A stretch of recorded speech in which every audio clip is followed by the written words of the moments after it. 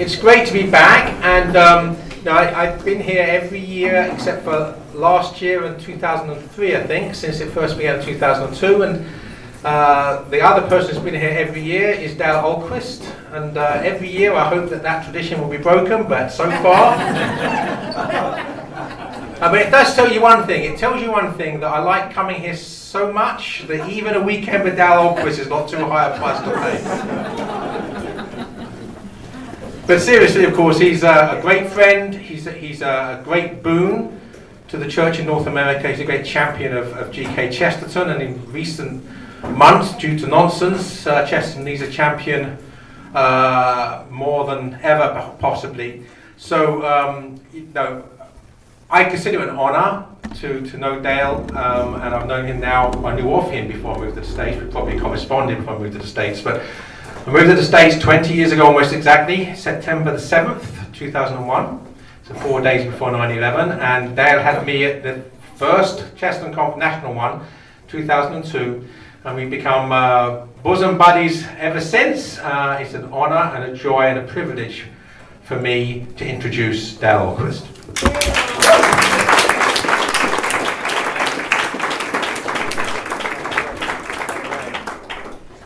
Well, there's no better thing to hear in a conference than our final session. You know, there's nothing better.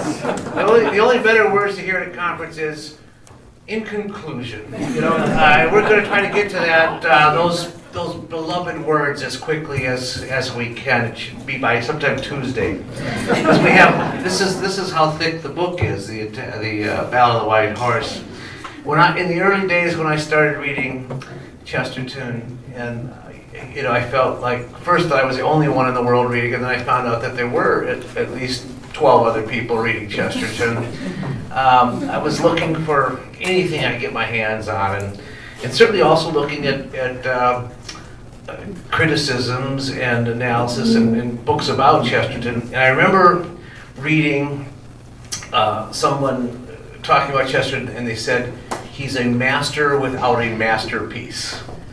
And I said, that's about the stupidest thing I've ever heard. And even then I knew that I was just encountering one masterpiece after another, and I think that Chesterton wrote too many masterpieces to be counted, and somehow, because there wasn't just that one great work that stands out above the others, the other masterpieces have just gotten lost in terms of their status as masterpieces. I mean, think about orthodoxy, and it's a masterpiece of rhetoric. Everlasting Manna, truly a masterpiece of Christian apologetics. The Father Brown opus, it's a masterpiece of detective fiction. It turned detective fiction on its head. It took a new course because of the Father Brown mysteries. In fact, even during Chesterton's lifetime, it seems that he sort of went through what Mozart went through, that he was the prodigy when he started, and then people just started getting used to it.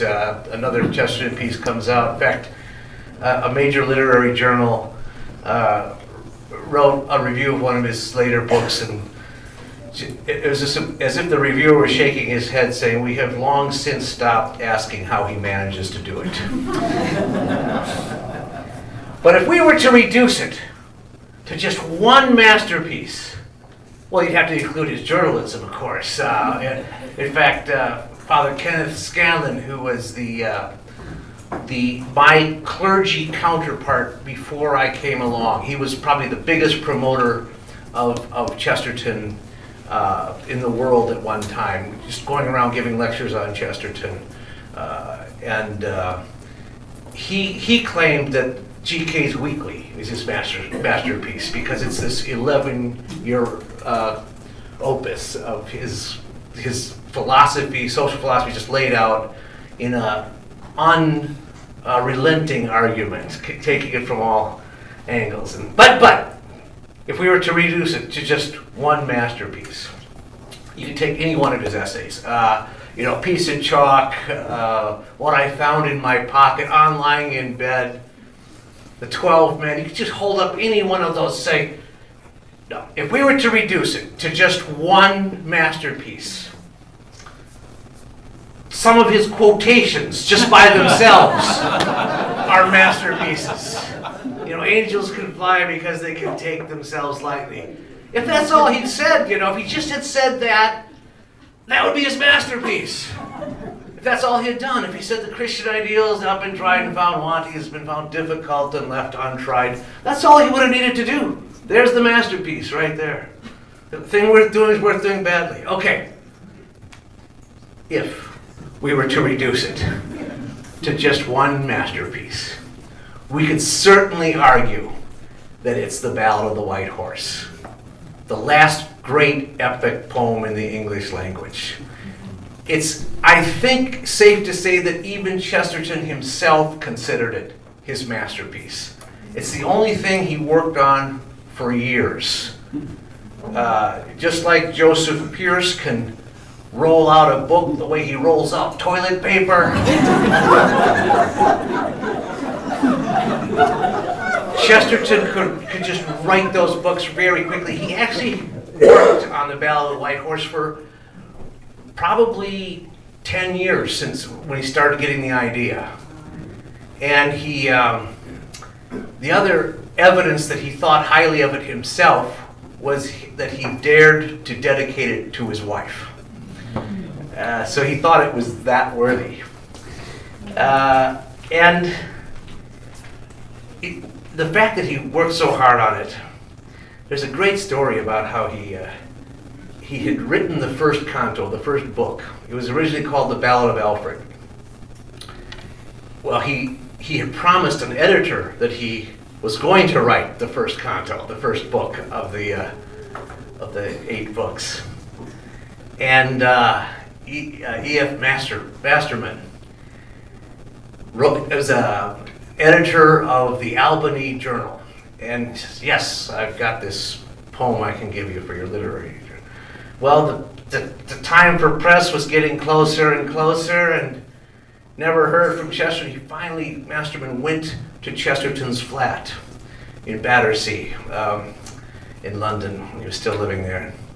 Knocked on the door, and Francis Chesterton answered the door, and Masterman said, is Mr. Chesterton here? Oh, well, he's in bed. Oh, he said, no, he's awake, he's just in bed. Come in. And he actually goes into bed. Oh yes, Masterman, you probably wanted that poem. Well, do you have it? Just, oh yes, I have it. I just haven't written it down.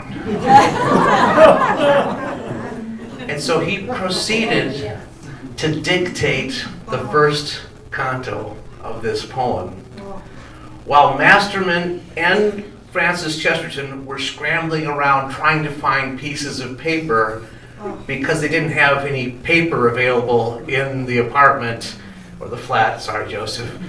And they were opening up envelopes to have a blank piece of paper to write it on, and that's how the first book was written. And it's Sister Bernadette Sheridan, a lovely nun who died in her 90s, spent her whole life studying this poem. She produced 2 editions of the poem with commentary and notes.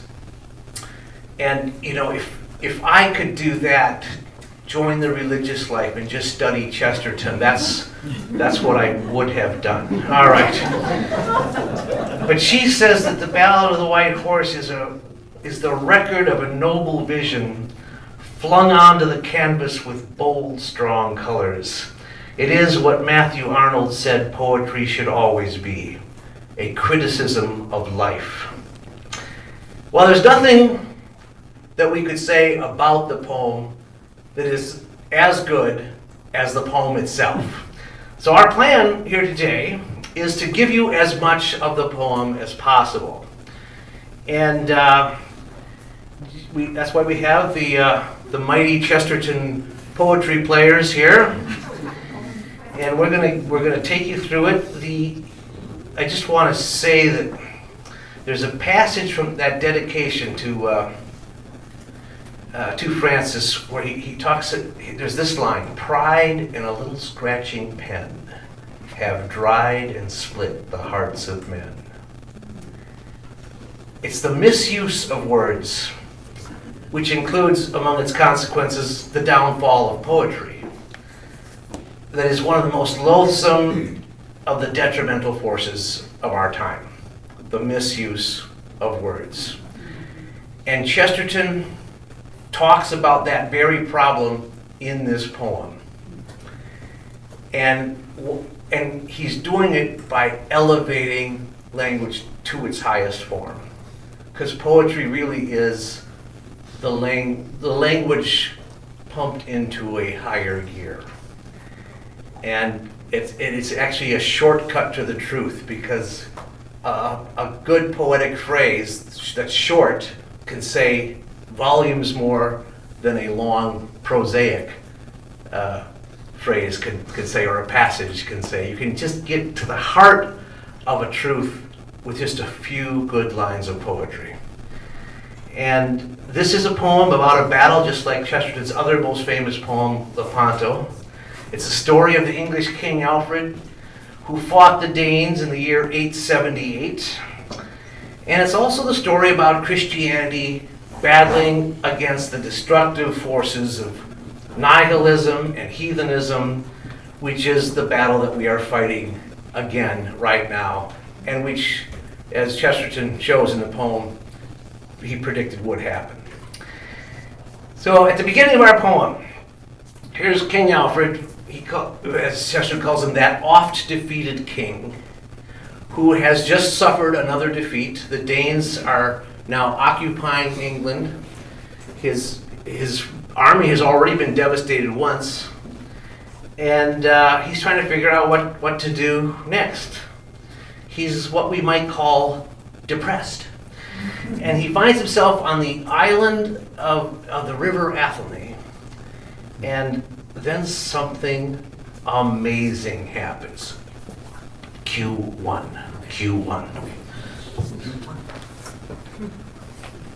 And naught was left King Alfred but shameful tears of rage, in the island, in the river, in the end of all his age. In the island and the river he was broken to his knee, and he read, writ with an iron pen, that God had wearied of Wessex men, and given their country, field and fen, to the devils of the sea. And he saw in a little picture, tiny and far away, his mother sitting in Egbert's hall, and a book she showed him, very small, where a sapphire Mary sat in stall with a golden Christ at play. On the river island of Athelney, with the river running past, in colors of such simple creed, all things sprang at him, sun and weed, till the grass grew to be grass indeed, and the tree was a tree at last. Fearfully plain the flowers grew, like the child's book to read, or like a friend's face seen in a glass. He looked, and there Our Lady was. She stood and stroked the tall live grass as a man strokes his steed. Her face was like an open word when brave men speak and choose. The very colors of her coat were better than good news. She spoke not, nor turned not, nor any sign she cast. Only she stood up straight and free. Between the flowers in Athelney and the river running past, one dim ancestral jewel hung on his ruined armor gray. He rent and cast it at her feet, where after centuries with slow feet, men came from hall and school and street, and found it where it lay. Mother of God, The wanderer said, I am but a common king, nor will I ask what saints may ask, to see a secret thing. The gates of heaven are fearful gates, worse than the gates of hell. Not I would break the splendors barred, or seek to know the thing they guard, which is too good to tell. But for this earth most pitiful, this little land I know, if that which is forever is, or if our hearts shall break with bliss, seeing the stranger go. When our last bow is broken, Queen, and our last javelin cast, under some sad green evening sky, holding a ruined cross on high, under warm westland grass to lie, shall we come home at last? And a voice came human but high up, like a cottage climbed among the clouds, or a serf of hut and croft that sits by his hovel fire is oft, but hears on his old bare roof aloft a belfry burst in song. The gates of heaven are lightly locked. We do not guard our gain. The heaviest hind may easily come silently and suddenly upon me in a lane. And any little maid that walks in good thoughts apart may break the guard of the three kings and see the dear and dreadful things I hid within my heart. The meanest man in gray fields gone behind the set of sun heareth between star and other star through the door of the darkness fallen ajar the counsel eldest of things that are, the talk of the three in one. The gates of heaven are lightly locked. We do not guard our gold. Men may uproot where worlds begin, or read the name of the nameless sin. But if he fail, or if he win, to no good man is told. The men of the east may spell the stars, and times and triumphs mark. But the men signed of the cross of Christ go gaily in the dark. The men of the east may search the scrolls for sure fates and fame, but the men that drink the blood of God go singing to their shame. The wise men know what wicked things are written in the sky. They trim sad lamps, they touch sad strings, hearing the heavy purple wings, where the forgotten seraph kings still plot how God shall die.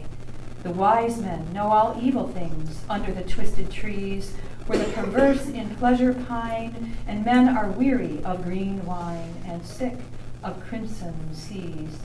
But you and all the kind of Christ are ignorant and brave, and you have wars you hardly win, and souls you hardly save. I tell you not for your comfort, yea, not for your desire, save that the sky grows darker yet, and the sea rises higher. Night shall be thrice night over you, and heaven an iron coat.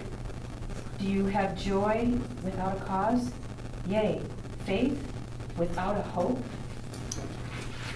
So this scene where the Virgin Mary appears to Alfred demonstrates one thing for certain, and that is that Chesterton had a devotion to the Virgin Mary long before he became Catholic. This poem he started it 20 years before his conversion. He finished the poem 11 years before his conversion. And he even says, how for a lot of converts have problems with Mary, but it was never a problem for him. So the Blessed Virgin appears to King Alfred, but she doesn't really give him the answer he's looking for. He wants a vision saying, go out and fight this battle because I'm going to grant you victory. You got to go out and fight this battle and things are going to get worse. The night's going to get darker, the sea's going to rise higher. And he said, well, can't you tell me who's going to win at least? Nope. We're not guaranteed victory, even if we fight for what's right. And Chesterton says that one of the lines of the Penny Catechism, the last thing he read before he was received to the church was this line that epitomized everything he knew and fought for himself, which is that the two sins against hope are presumption and despair. We cannot ever presume victory, but we cannot despair over the possible defeats or possible outcome that is not what we think should happen. We can be neither triumphalist or defeatist. We can't be either smug or suicidal. We don't know the outcome of the battle, and yet it's still up to us to choose the right side, even if it doesn't seem to be the winning side. It's enough to know that what we're fighting for, and that's the meaning of faith and hope. That's the meaning of going gaily in the dark. Alfred gets no encouraging words from Mary, and yet, strangely enough, he's encouraged. He gets not for his comfort, not for his desire, yet he is comforted. And he is emboldened in his desire to fight the foe.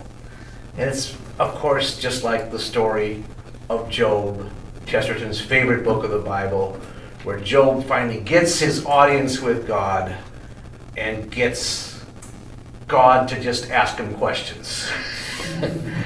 And doesn't answer any of his questions, answer any of Job's questions. He just gets some more questions from God, and yet somehow Job is satisfied.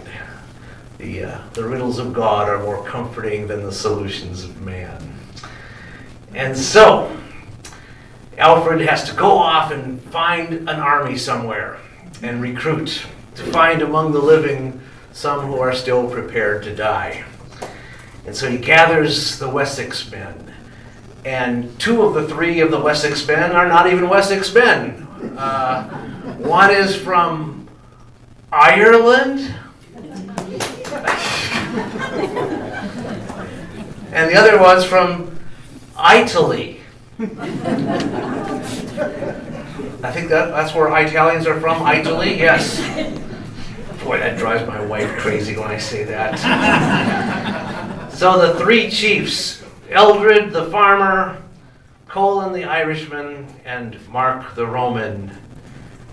By the way, this is something I'm not going to go off into a great tangent, but Eldred, there's a scene with Eldred that is completely the inspiration for the film Gladiator, but I'm not going to go into it. All right. And so off he goes to recruit the chiefs. The chiefs.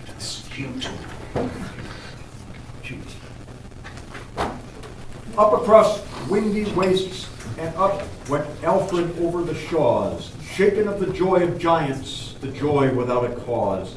In the slopes away to the western bays, where blows not ever a tree, he washed his soul in the west wind and his body in the sea. And he set to rhyme his ale measures, and he sang aloud his laws, because of the joy of the giants, the joy without a cause. The king went gathering Wessex men as grain out of the chaff, the few that were alive to die, laughing as littered skulls that lie after lost battles, turn to the sky, and everlasting laugh. And Eldred's great and foolish heart stood open like his door. A mighty man was Eldred, a bulk for casks to fill. His face like a dreaming furnace, his body a walking hill. Come not to me, King Alfred, save always for the ale. Why should my harmless hinds be slain? Because the chiefs cry once again, as in all fights that we shall gain, and in all fights we fail. Your schools still thunder and prophesy, the crown that never comes. Friend, I will watch the certain things, swine and slow moons like silver rings, and the ripening of the plums. A bronzed man with bird's bright eye and a strong bird's beak and brow, his skin was brown like berry gold, and of certain of his sires was told that they came in the shining ship of old, with Caesar in the prow. His fruit trees stood like soldiers drilled in a straight line. His strange stiff olives did not fail, and all the kings of the earth drank ale, but he drank wine. These vines be ropes that drag me hard, He said, I go not far. Where would you meet? For you must hold half Wiltshire and the White Horse Wold, and the Thames bank to Alsenfold, if Wessex goes to war. Guthrum sits strong on either bank, and you must press his lines. Inward and eastward, drive him down. I doubt if you shall take the crown till you have taken London town. For me, I have the vines. Last of a race in ruin, he spoke the speech of the Gaels. His kin were in holy Ireland, or up in the crags of Wales. For the great Gaels of Ireland are the men that God made mad. For all their wars are merry, and all their songs are sad. And the man of the cave made answer, and his eyes were stars of scorn. And better kings were conquered, or ever your sires were born. What goddess was your mother? What fay your breed begot? that you should not die with Uther and Arthur and Lancelot. But when you win, you brag and blow, and when you lose, you rail. Army of Eastland yokels, not strong enough to fail. His body a walking hill. That was a great piece of casting there. All right.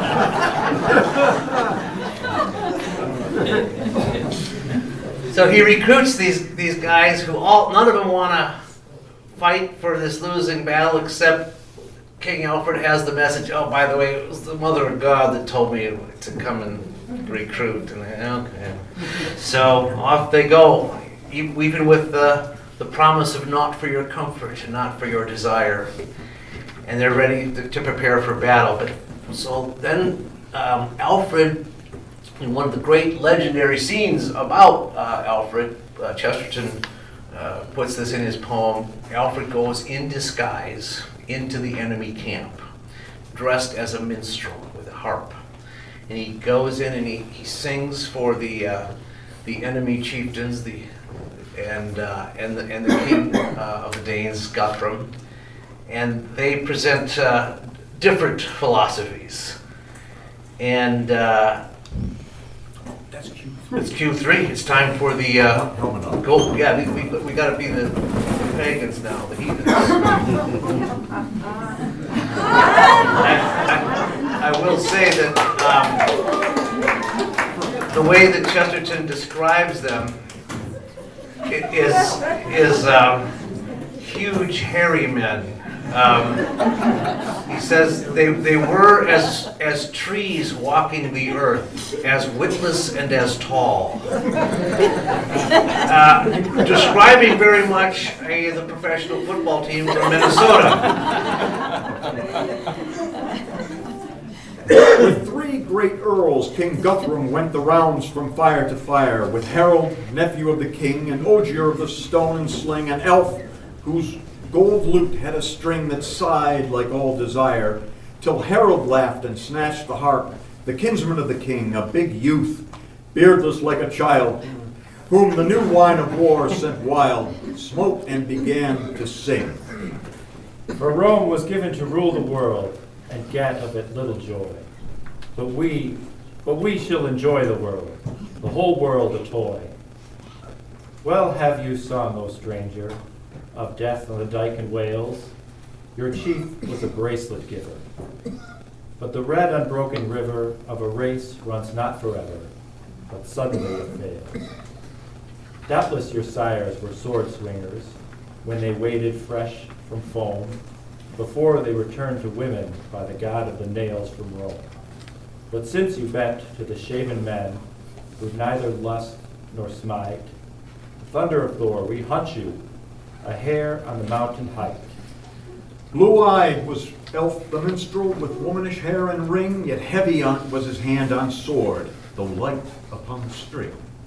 There is always a thing forgotten when all the world goes well, a thing forgotten as long ago when the gods forgot the mistletoe, and soundless as an arrow of snow, the arrow of anguish fell.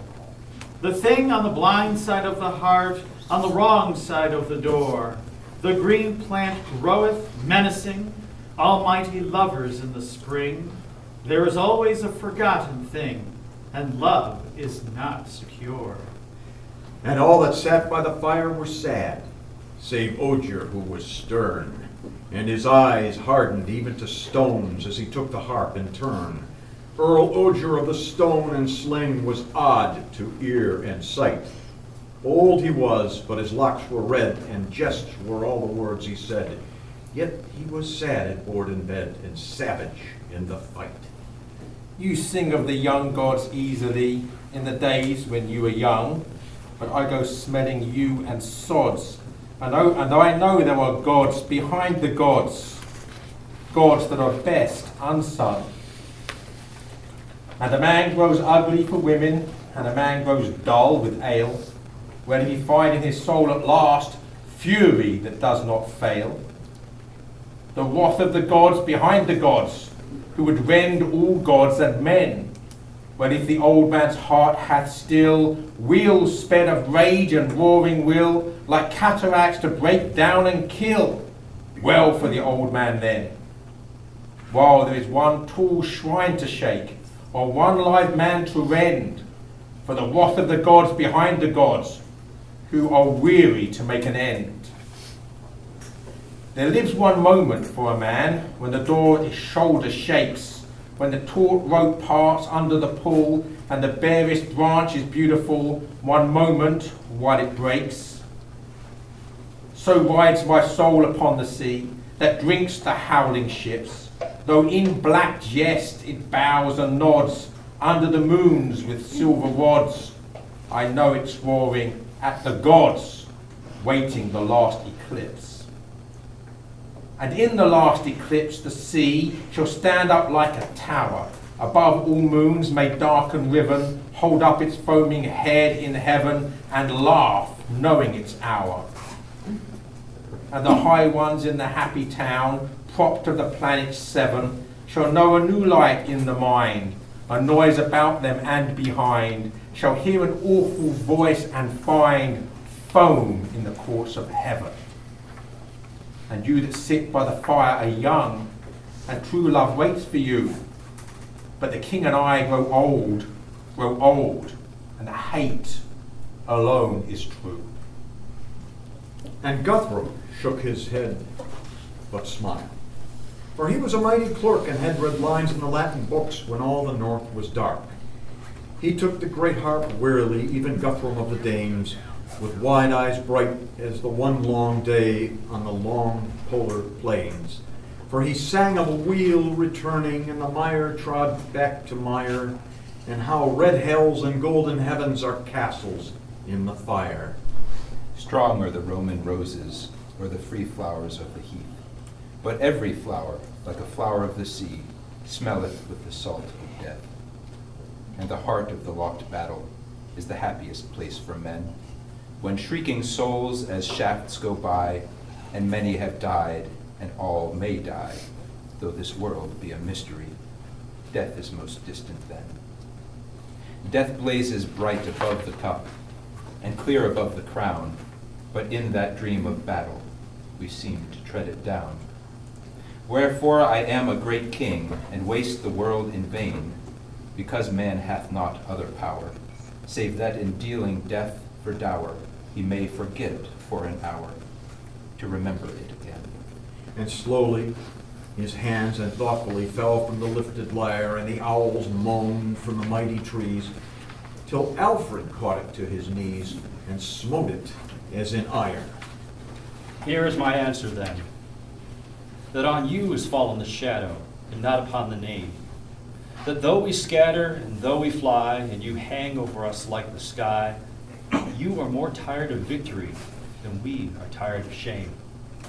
That though you hunt the Christian man like a hare on the hillside, the hare has still more heart to run than you have heart to ride.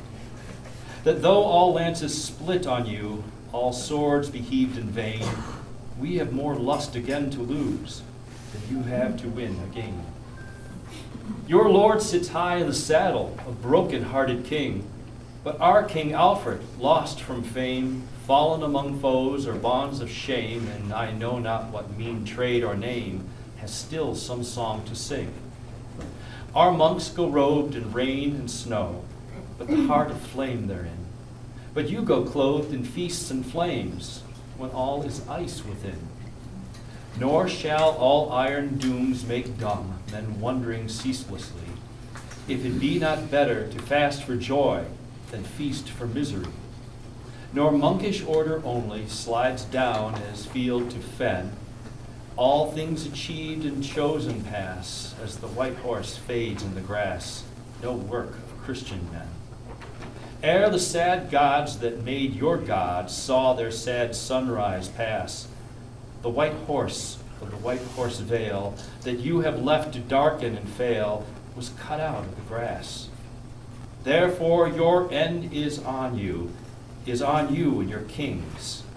Not for a fire in Ely Fen, not that your gods are 9 or 10, but because it is only Christian men guard even heathen things.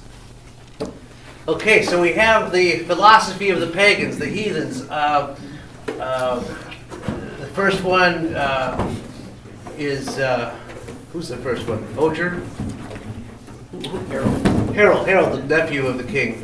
Harold thinks that life is just, you take as much of it as you can because it's just, have the party now. And then there's the sad elf who realizes that, things might be going well, but it's going to end sad. It's going to be a sad ending.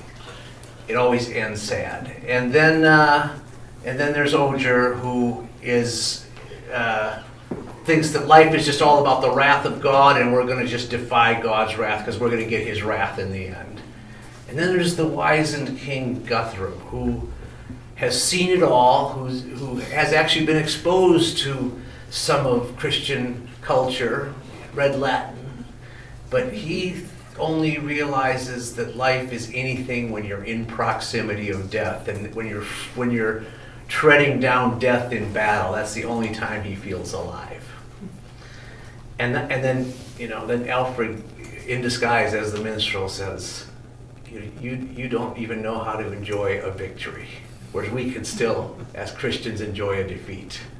And actually, the good things that you bring, you don't even preserve yourself. It's only the Christians that preserve what's good in the heathen things." And so then he leaves the enemy camp, and he goes back into his own camp, still in disguise, runs into an old woman who is frying cakes on a fire. We're not going to be quite ready. Just take us. We're not quite ready for cakes. We want to go like this. Then that's what he does. So wait for this. Okay. And she is this poor woman, and she looks at Alfred as if he's a beggar, and so she's feeling sorry for him because he looks pathetic, and he's feeling sorry for her because she looks pathetic. And she tells him, you can have one of the fried cakes if you just watch the cakes over the fire. I'll let you have one. And while he's sitting there watching the cakes, he goes into deep philosophy about the lot of man, and how is it that God can allow such poverty and misery, and the woman is just plainly repulsive, and he's sad for her, and he's just wondering why it has to be this way. In fact, he's starting to feel so bad he actually starts to weep for her with such compassion. Starts feeling so bad for her that he forgets to watch the cakes that are frying on the fire, and they just fall right into the ash. And the woman comes back and says, and she grabs one of the burning cakes out of the ash and slaps him across the face with it, leaving a big red scar. Oh. It's a great story. And, if you're like me, and you get hit in the face with a red-hot burning cake, you could be upset. It's understandable you might be just a little bit upset. Now, if you're a king like Alfred was, he immediately starts devising tortures for this woman. He says, because, as Chesterton says, kings can be very childish. But then he checks himself, and he gets a hold of himself. And he realizes that if you're a king disguised as a servant or even a slave, don't be surprised if people treat you like a servant or a slave. There's something Christ-like about that. And in fact, Chesterton has Alfred standing up, and instead of getting angry, he starts laughing. Now here is a good warrant by my sword, for he that is struck for an ill servant should be a kind lord. He that has been a servant knows more than priests and kings, but he that has been an ill servant, he knows all earthly things. Pride flings frail palaces at the sky, as a man flings up sand, but the firm feet of humility take hold of heavy land. Pride juggles with her toppling towers, they strike the sun and cease, but the firm feet of humility, they grip the ground like trees. And then Alfred's soldiers start marching in, who are just a group of peasants. That's all they are. Along come Eldred and Mark the Roman and Colin the Irishman, and then a bunch of other characters. And they're all joyful, and they're all ready for battle. And there's a passage that really reminded me today. I was thinking about this in the Canterbury Downs presentation. It's just a passage that just really reminds me of Canterbury, of Canterbury Tales. The giant laughter of Christian men that roars through 1,000 tales, where greed is an ape and pride is an ass, and Jack's away with his master's lass, and the miser is banged with all his brass, and the farmer with all his flails, tales that tumble and tales that trick, yet end not all in scorning, of kings and clowns in a merry plight, and the clock gone wrong and the world gone right, that the mummers sing upon Christmas night and Christmas Day in the morning. And so you have this joyful band that's ready to go to battle. And off they go into battle. And the battle is brilliantly described as the enemy laughing at them because they're so outnumbered and so superior. But the very first thing in the battle is Harold laughing at Colin. And Colin just picking up his sword and throwing it as hard as he can and getting Harold right below the eye. So round one goes to the Christians. And that's a good first sign, but then the Christians start to go down and the heroes fall one by one. And the pagans basically have declared victory. It looks like they're going to win. And as they go down, Mark, who's ready to die, is thinking of his home in Italy, and yet he says, all earth is Roman earth, and so I die in Rome. And Alfred looks defeated once again. The Danes are claiming victory, but Alfred then, like Roland, blows his horn. And just as the wind shifts in Lepanto and gives a sudden advantage to the Christians, there's a supernatural intervention at the Battle of Ethandune. And when Alfred realizes it, he yells, "The high tide! The high tide in the turn!" And things are going to start going the other way, and they do. And suddenly it is Guthrum and his Danes that are defeated. And it ends in this unwinnable battle. The Christians win. And it ends with the king, Guthrum, converting and becoming a Christian. Because the real goal of battle is to not defeat your enemies, but to convert them. And that's what Chesterton's goal is always when he confronts his enemies, is to bring his enemies to his side to become his friends. And after his great victory, Alfred, who would establish peace in England and start building up Catholic culture, a culture of great learning, so that his fame spread wide for what he was doing. It's why he's the only English king called the Great. But in the poem, Chesterton has Alfred who call himself a common king. And he prophesies that the heathen shall return. They shall not come with warships, they shall not waste with brands, but books be all their eating, and ink be on their hands.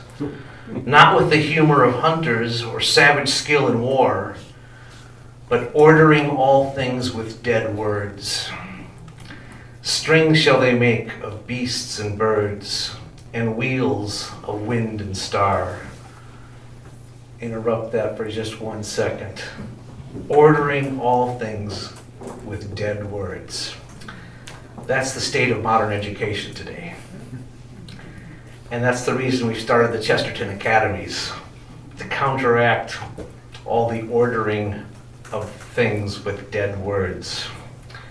They shall come as mild as monkish clerks, with many a scroll and pen, and backward shall ye turn and gaze, desiring one of Alfred's days when pagans still were men. By this sign you shall know them, the breaking of the sword, and man no more a free knight that loves or hates his lord. Yea, this shall be the sign of them, the sign of a dying fire, and man made like a half-wit that knows not his sire. What though they come with scroll and pen and grave as a shaven clerk? By this sign you shall know them, that they ruin and make dark, by all men bound to nothing, being slaves without a lord, by one blind idiot world obeyed, too blind to be abhorred, by terror and the cruel tales of curse in bone and kin, by weird and weakness winning, accursed from the beginning, by detail of the sinning and denial of the sin. We live in a world right now where we get a lot of the detail of the sinning and denial of the sin. And as Alfred gives that prophecy, he gets the word that the Danes have attacked again, and they're in London. And Alfred is old now, and they're saying, why didn't you just completely get rid of them the first time? And then comes the great analogy of the poem. Why is it called the Ballad of the White Horse? What is the white horse?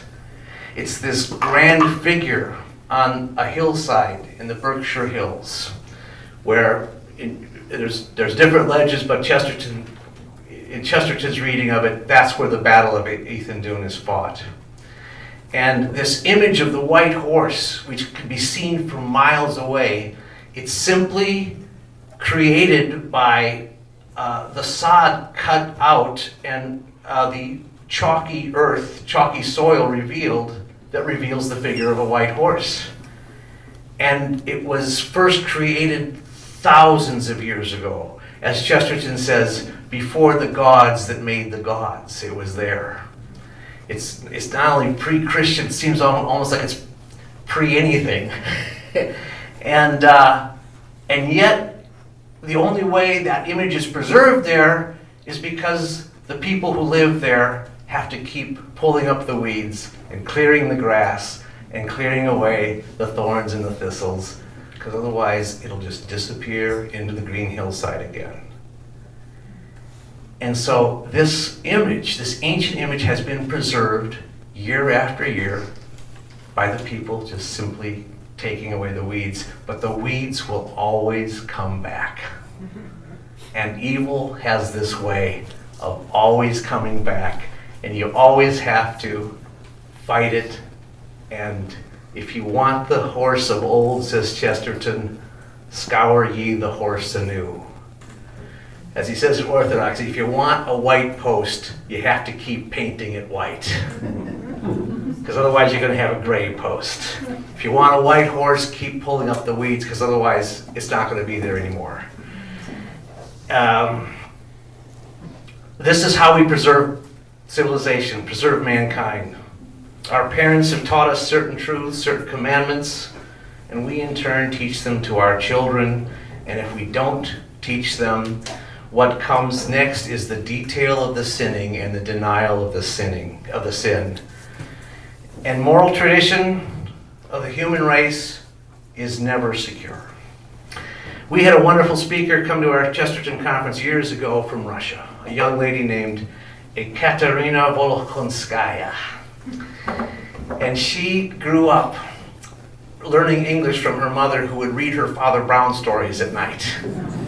But she also studied the Ballad of the White Horse. And she said to us at that conference, if we do not clear the outline of the white horse with unwearying care, grass will very soon choke it and we will lose it forever. It's not the moral tradition that keeps us. It is we who keep or do not keep it.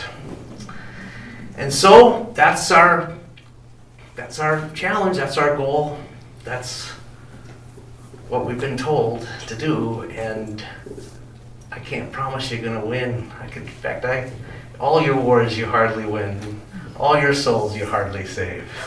I tell you not for your comfort, yea, not for your desire, save that the sky grows darker yet, and the sea rises higher.